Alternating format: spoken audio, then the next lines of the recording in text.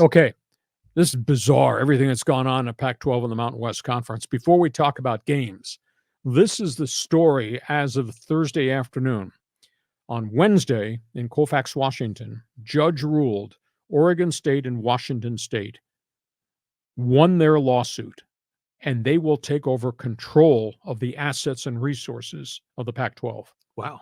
And that's like $400 million in revenue coming in, Mm-hmm. $200 million that are part of the conference. Now they're going to have to share some of that with the 10 schools that are leaving. But the lawsuit that was filed was, we will not allow USC and UCLA and Arizona State and all the guys leaving are not going to be on the board of directors going forward. The minute they sign the document to go to the Big 10, Big 12, Yeah. they are off the board. Right. And SC and UCLA and Oregon, Washington said, that's not fair. We can't have these two other schools control all the financial destiny.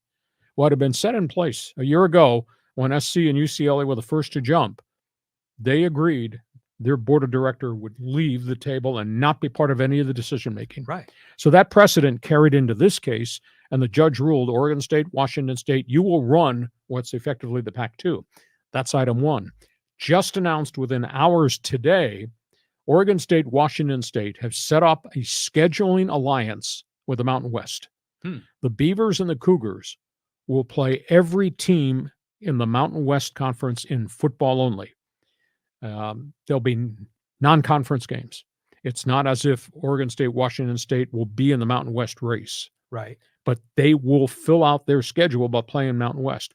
But there's a proviso there that after they do this for 2 years, 24 and 25, the Pac-2 can bring in everybody from the Mountain West.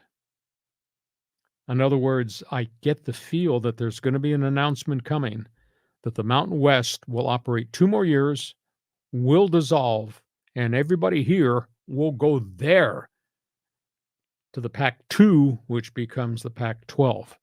Wow. Fascinating story. And of course, there'll be new TV contracts, new revenue, etc.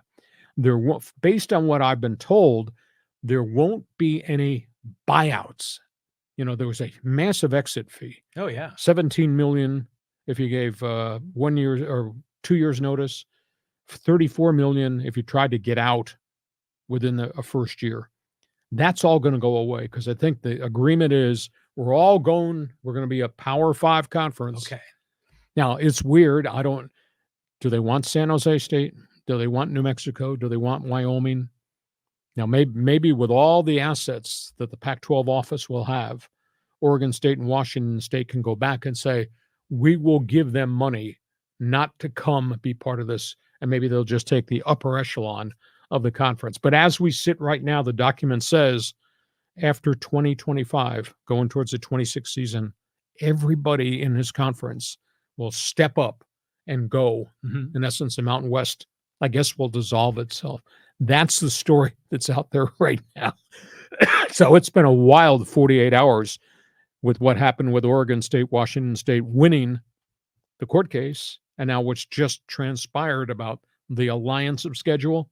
Step 1, step 2, full-scale merger, doors open, everybody come, including San Diego State. Response? That is the natural thing that we all thought should have happened in the beginning. So good. And yeah, San Jose State, I mean, that's like that's in Silicon Valley. I mean, that's an asset right there. They've been upgrading their facilities too. And those football and basketball have been coming around for San Jose State. So you got to keep them. But yeah, so there are some schools in the Mountain West that are definitely not sexy. But as long as the whole thing becomes Power 5, then I'm like, right on, man. Then San Diego State is where they want to be, where they've always wanted to be. And maybe doing it without having to pay an exit fee. Think about that. And that too. So this could work out beautifully. But, those BCS snobs, that are running the SEC and the Big Ten, are they going to accept this as a peer, or are they going to still treat them like a junior member? Okay, if you're an Aztec fan, friend, or alum, jump on board in Fans Forum. Just give us a quick response to the data that we have just provided. By the way, speaking of the Mountain West Conference, before we talk about the games, Boise State got rid of their coach. Aztecs got rid of their coach. Mm-hmm.